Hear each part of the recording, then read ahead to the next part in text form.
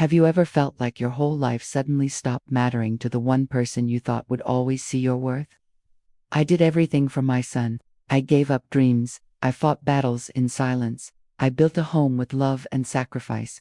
I was there when he took his first step, when he cried at night, when he needed someone to believe in him.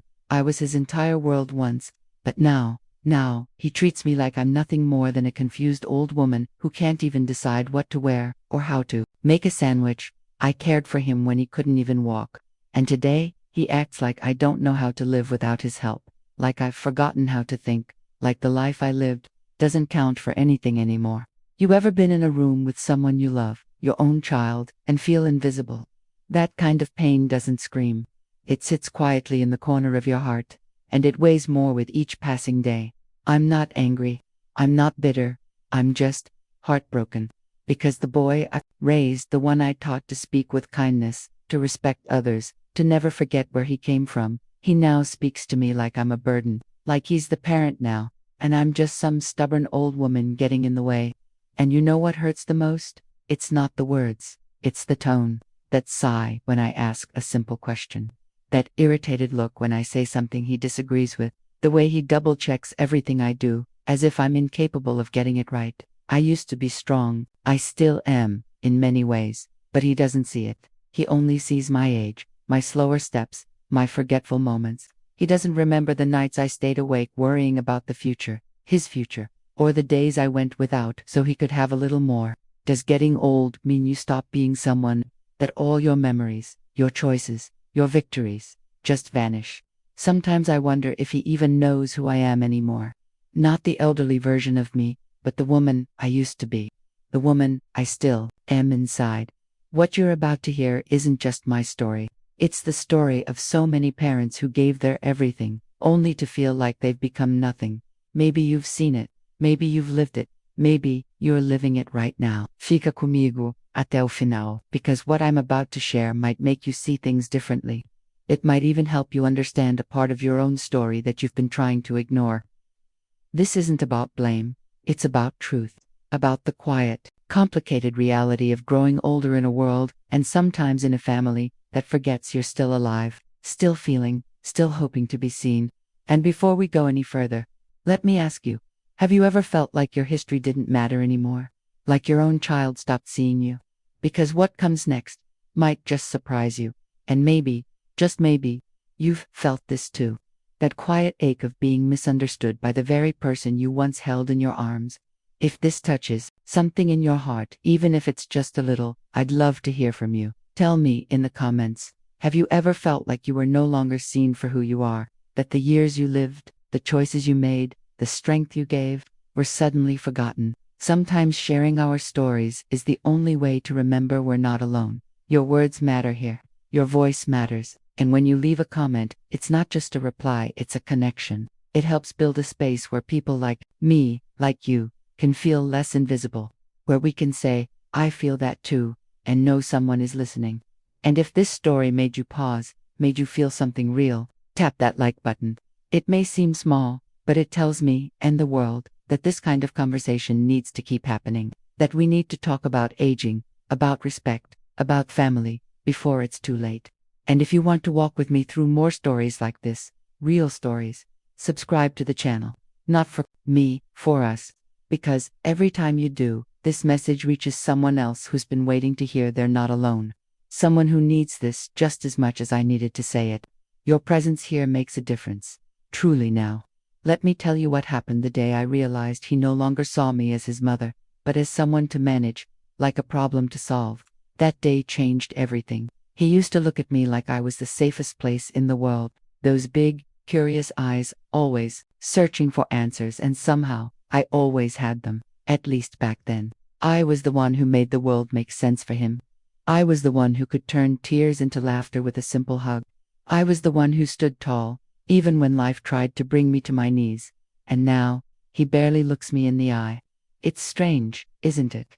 How a mother can become a stranger in her own story. I raised him with every bit of strength I had.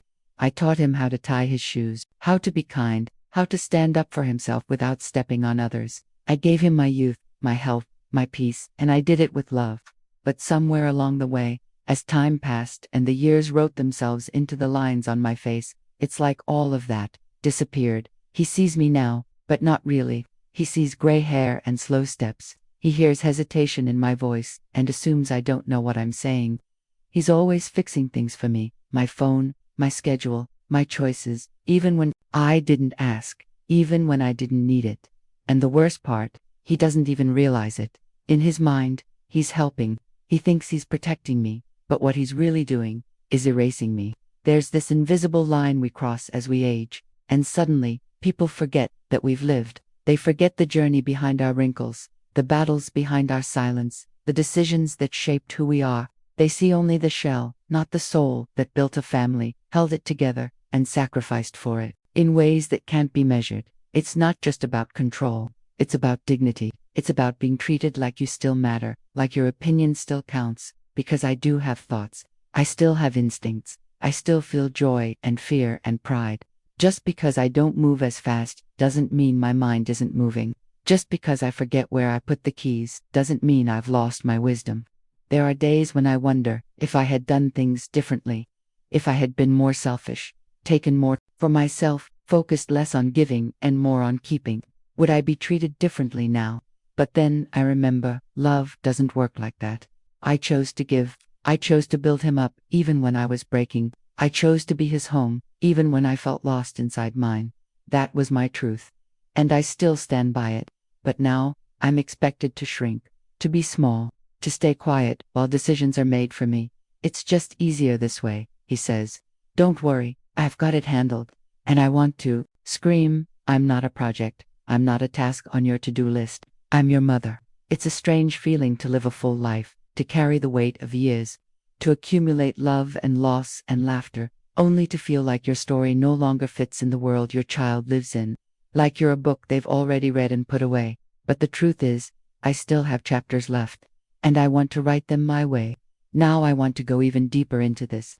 Because there's a truth most people don't see, a truth hidden behind closed doors, buried under routines and assumptions. It's in the small moments, the subtle glances, the way voices change when they talk to someone they no longer believe is capable. It's in the shift from listening to correcting, from respecting to managing. This isn't just about age. It's about identity. It's about how easy it is to lose your place in your own life story when others stop asking what you want, when they start seeing you as fragile instead of free. That shift, that's where the pain lives. There's a part of me that still waits for the day he'll sit with me, not to check on me, not to fix anything, but just to remember the woman who taught him how to be strong, because I'm still her, maybe older, maybe softer, but no less real.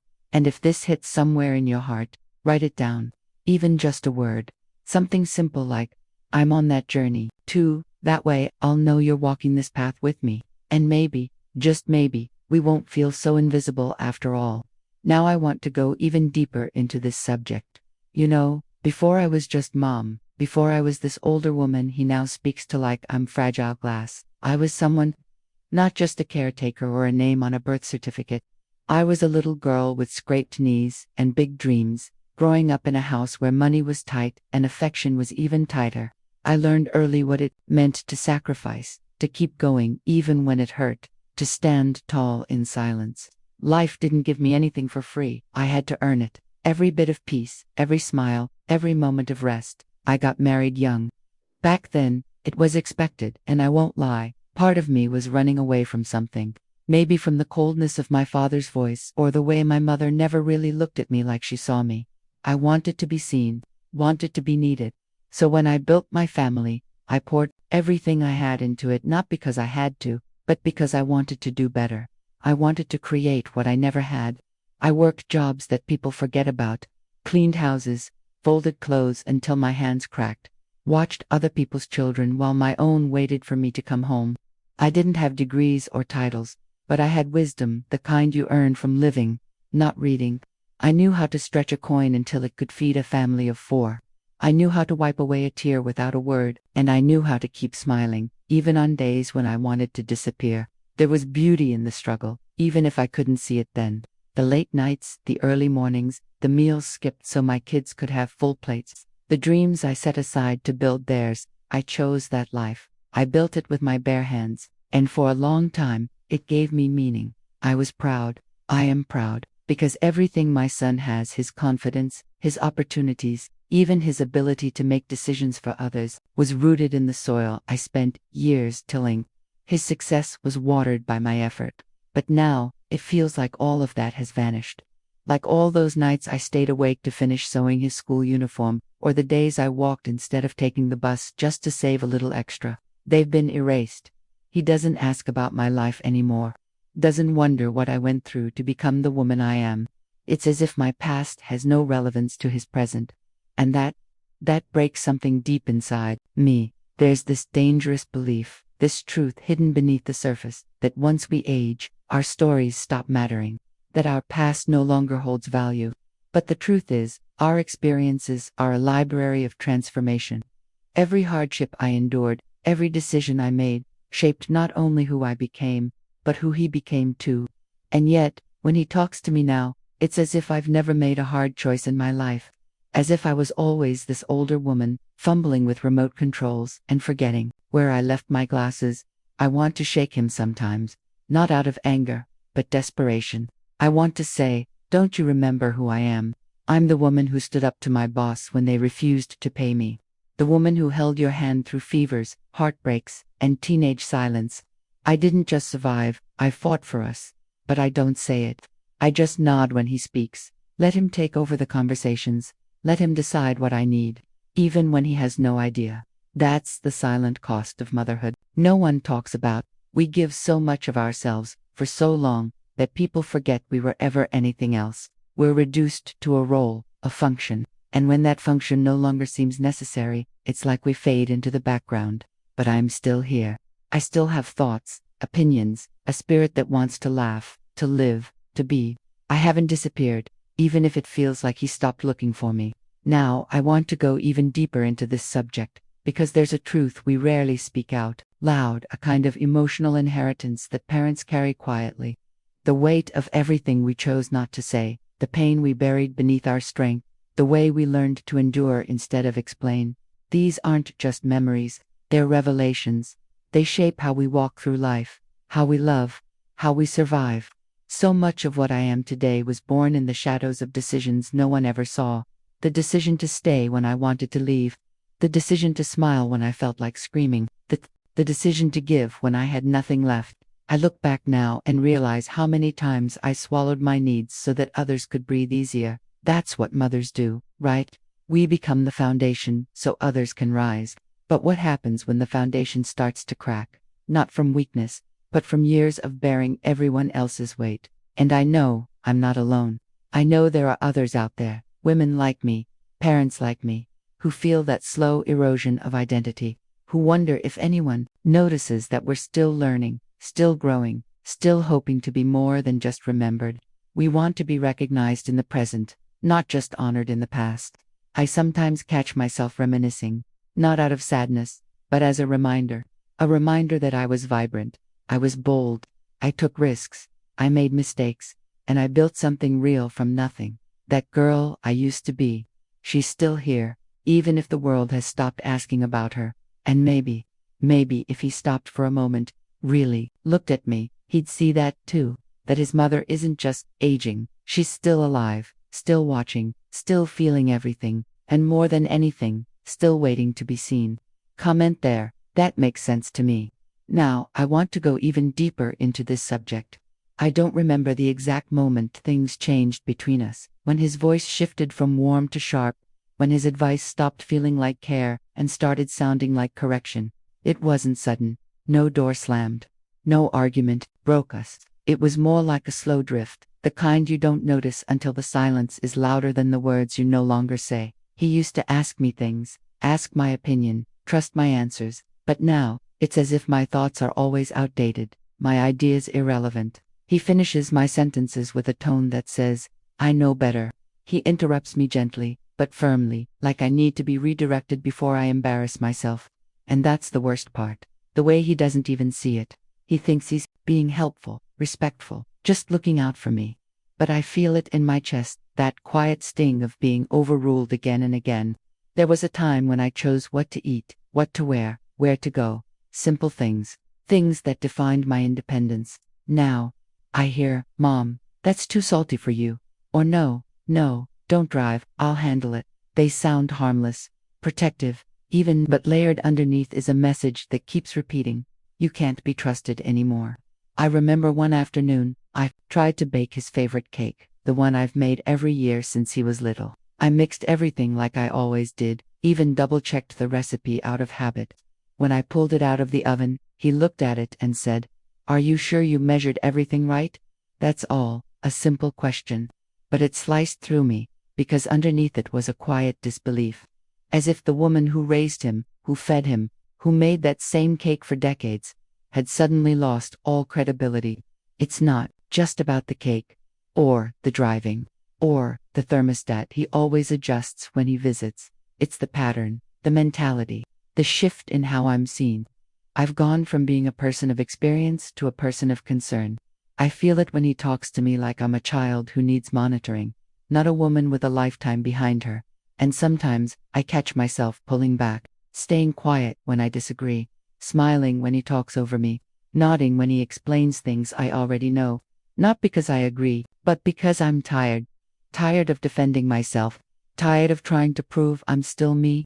It's strange how that dynamic sneaks up on you, how someone who once ran into your arms with scraped knees now believes you're the one who needs constant correction. I still remember when I taught him how to cross the street, how to tie his shoes, how to count change at the grocery store. I remember when he couldn't fall asleep without hearing my voice. And now he sighs when I repeat myself. Looks at his watch when I tell stories. "You already told me that, Mom," he says, as if my memories are something to fast forward through. And I wonder, when did my words stop having value? When did my presence become something to tolerate instead of treasure? I know he loves me. That's not the question.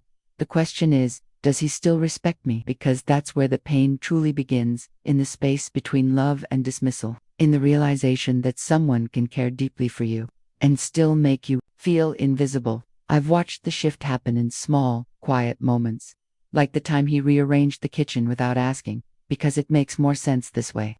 Or when he spoke to the doctor about my health like I wasn't even in the room. I sat there, listening to two people make decisions about my body, while I nodded in silence. Not because I had nothing to say, but because no one thought to ask. These are the things no one talks about.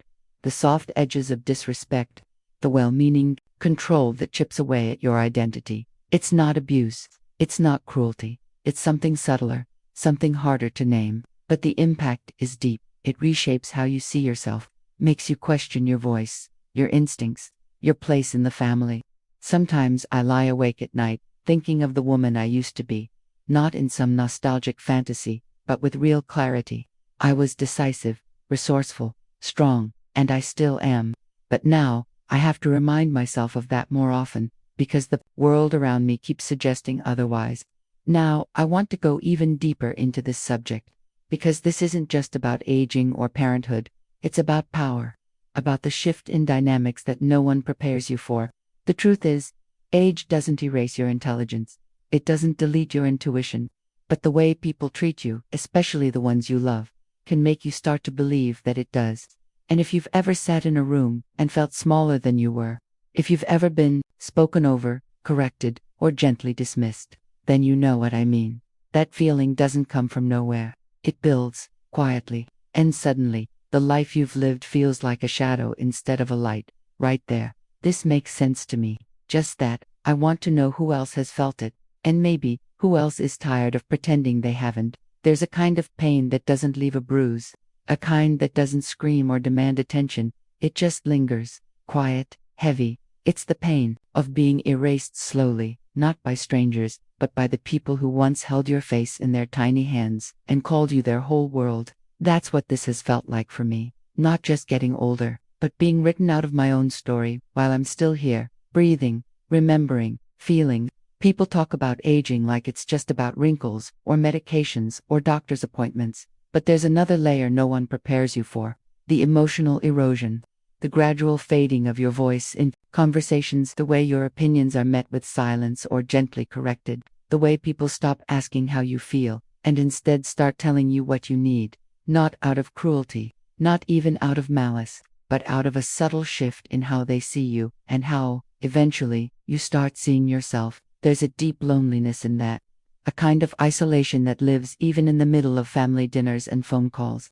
Because you're not really in those moments anymore. You're just present in the background, watching, listening, trying not to say too much, not to seem too confused, or too tired, or too out of touch. You learn to smile even when it hurts. You learn to let things slide, just to keep the peace. But deep down, a part of you is grieving. Not for what you've lost, but for what people have stopped seeing.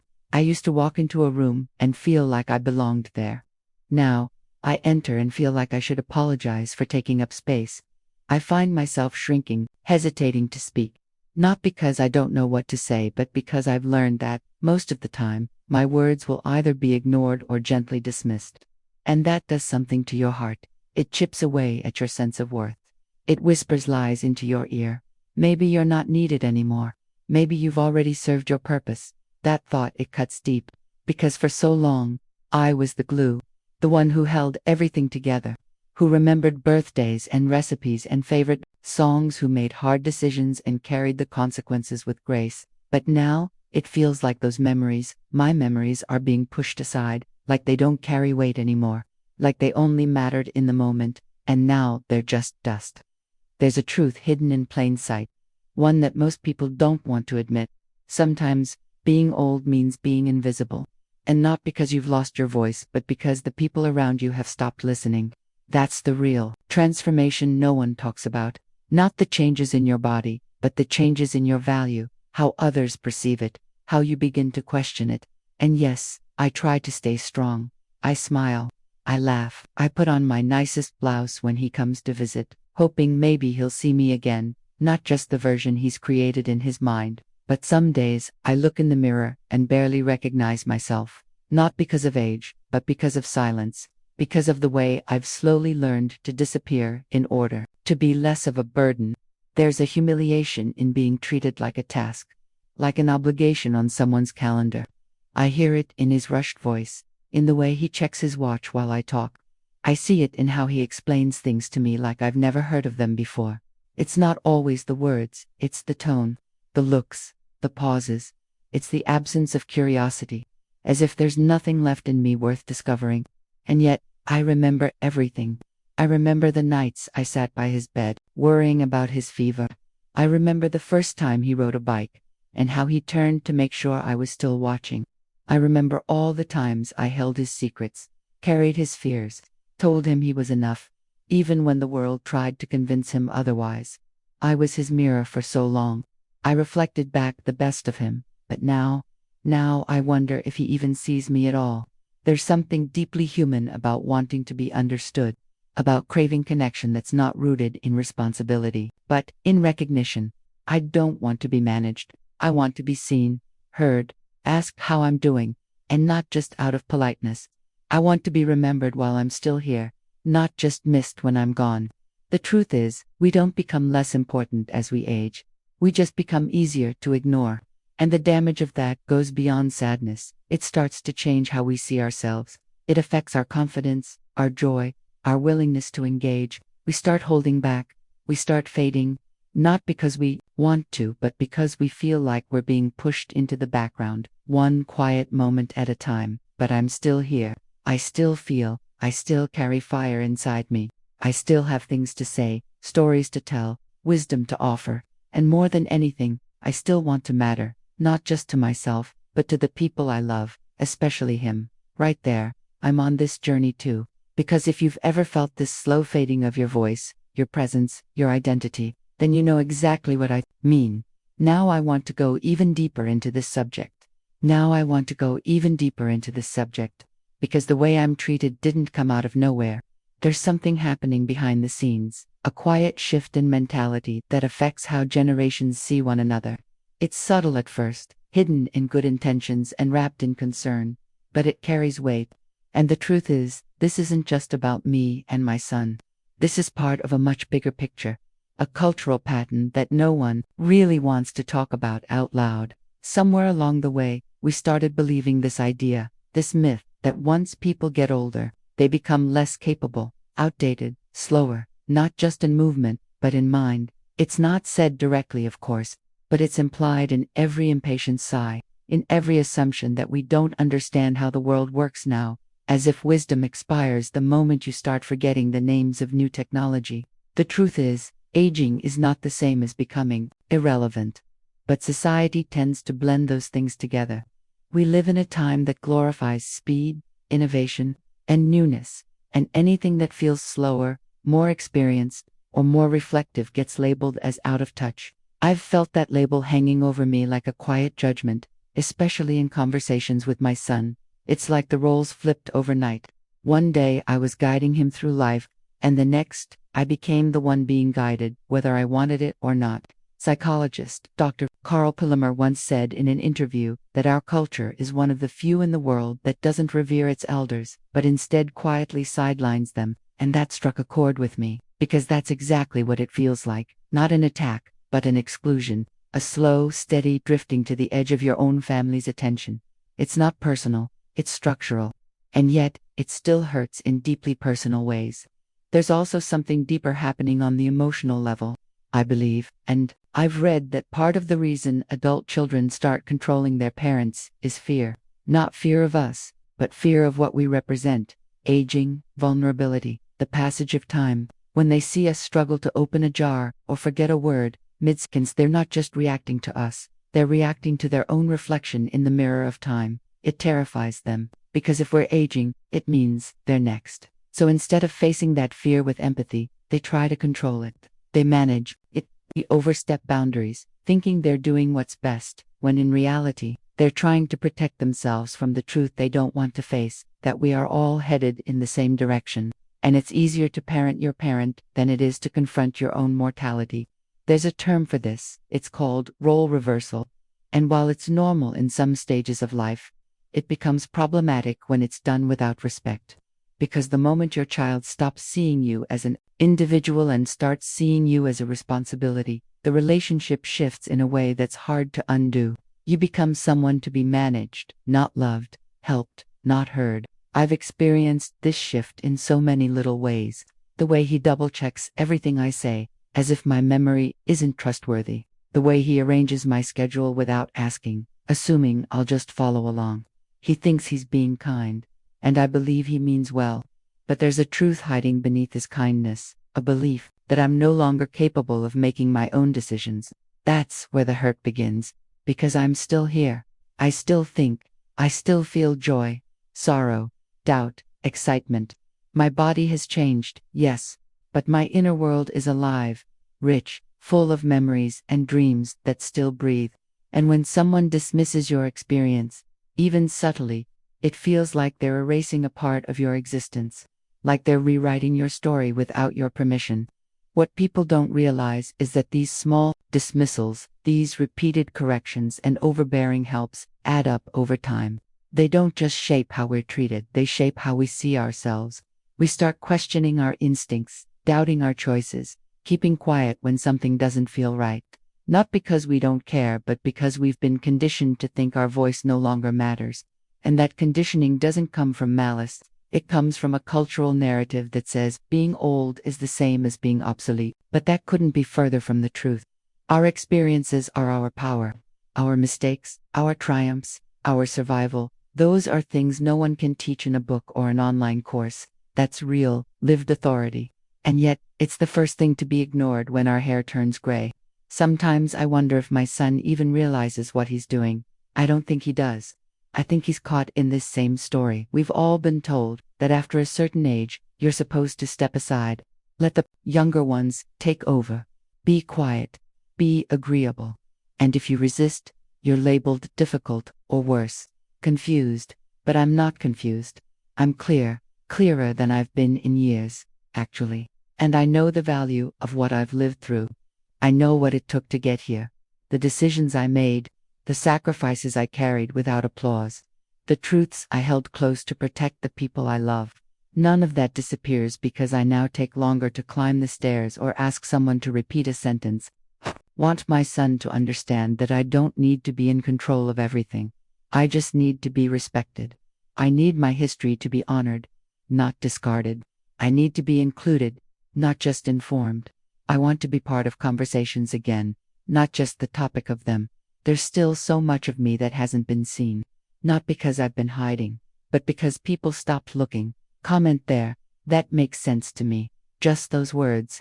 Because maybe the more we say it, the more we remind each other that we're still here, still whole, and still worthy of being seen. Now I want to go even deeper into this subject. Because there's something my son, and maybe many others, have forgotten along the way. I haven't lost my mind, I've just gained a few more wrinkles, and with them came years of experience, memories, lessons no one ever taught me. Because life doesn't hand out instruction manuals, it hands you trials, and you learn by surviving them. Sometimes I wish I could open my chest and let him see everything that still lives inside me. The courage it took to leave a job that was draining me just so I could be present at his school play.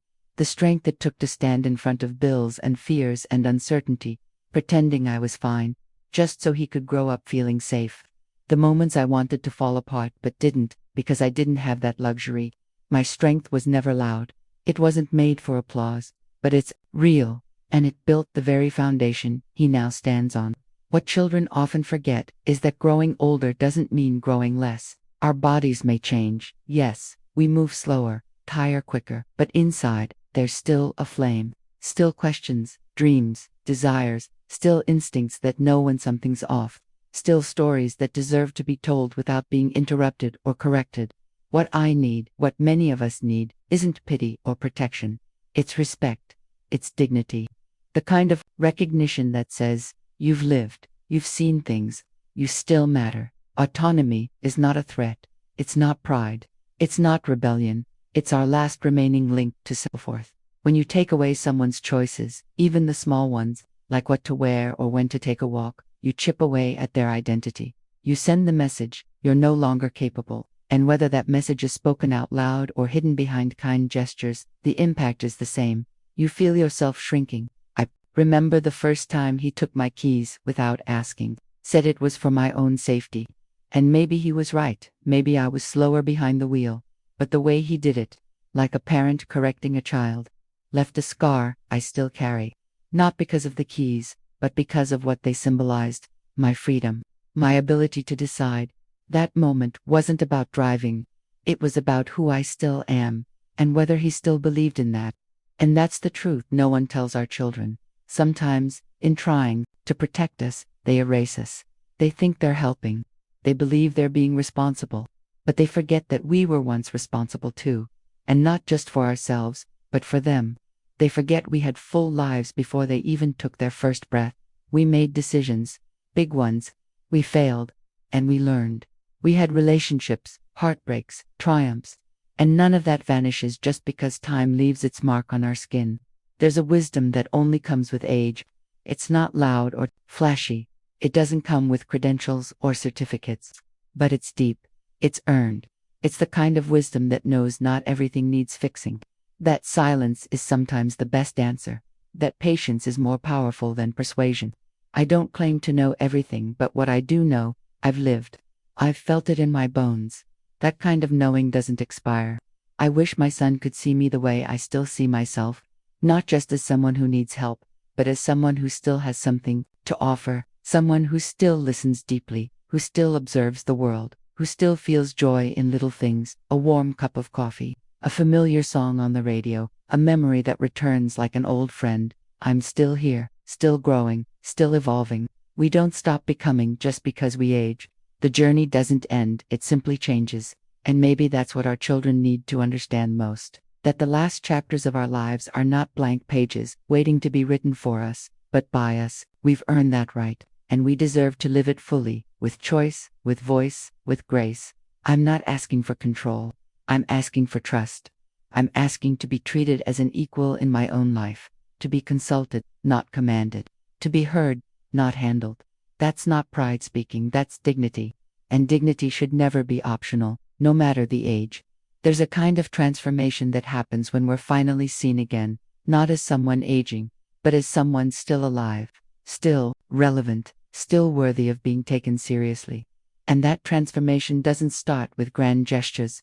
It starts with simple things. asking instead of assuming, listening without interrupting, respecting the person, not just managing the situation.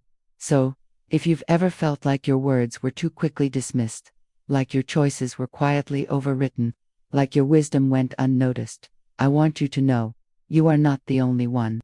There's nothing wrong with you. There's something wrong with the way we've been conditioned to see aging as a problem, instead of a stage full of perspective. Comment there. That makes sense to me. Just those words, because the more we say it, the more we remember who we are and remind others to see us for who we've always been. Now I want to go even deeper into this subject. Because this isn't just about aging, or control, or even respect. It's about something more human than all of that. The deep, aching need to be seen as we truly are. To not be reduced to a version of ourselves based on fear or convenience. To not be frozen in the eyes of those who once looked up to us, only now to look down. I'm not asking to be obeyed. I don't need anyone to follow my every word or defer to every decision I make. That's never been the point. What I want, what I've always wanted, is to be respected as someone who has lived. And who is still living. Because yes, I've lived. Fully. Not perfectly, but honestly. I've carried burdens and built dreams. I've made mistakes and paid for them with time, regret, forgiveness, and growth. I've stood in kitchens with aching feet after long days. I've felt loneliness creep into bed with me and still got up the next morning to make breakfast for someone else. I've held secrets, held hands, held this family together when it felt like everything was falling apart.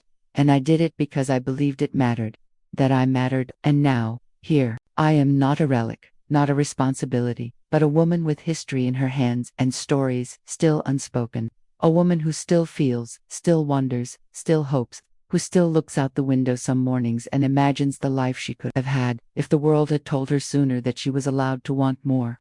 And even now, even with the years carved into my skin and my pace a little slower, I don't feel done.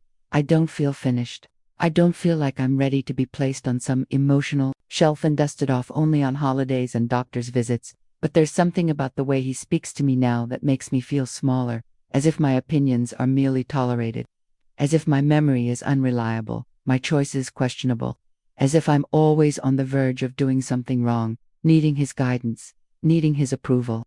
And I want to look at him and say, don't you remember? I'm the one who taught you how to trust your own voice. Why are you trying to silence mine now? The truth is, there's a version of me he's chosen to forget, not on purpose, but because it's easier. Easier to fit me into the mold of an aging mother who needs help. Easier to assume I need protecting than to confront the possibility that maybe, just maybe, I still know what I'm doing, that I can still make decisions, that I still have boundaries, that I still carry strength, even if I don't wear it on my face the same way I used to. And the tragedy of it all is that in his effort to do what he thinks is right, he's slowly losing connection with the very person who gave him the tools to do it in the first place. I don't want to compete for control. I don't want to resist just for the sake of pride. I want to walk beside him, not behind him. I want to be part of the journey, not just someone being carried through it. So here it is, as plainly as I can say it. I'm not asking for obedience. I don't need him to follow my lead. I just want him to look at me, really look and see more than my age, more than his own discomfort with my aging. I want him to see the person who built him, who believed in him, who sacrificed in silence so that he could find his voice. And I want him to remember that I still have mine. Comment, I'm on this journey too. Because if this touched something in you, even just a little, maybe you're walking this same road, maybe you felt the silence too. Now I want to go even deeper into this subject. If you stayed with me until now, thank you, really.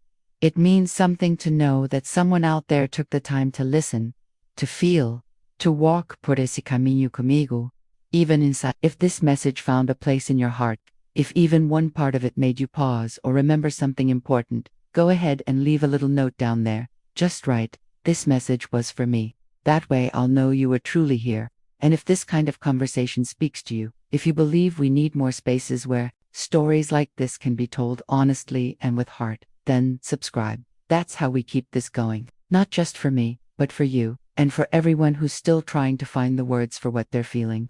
And yes, if you felt something real watching this, give the video a like. Not for the numbers, but for the connection we've built here. Because sometimes, a quiet click says, I see you, I hear you, I feel that too.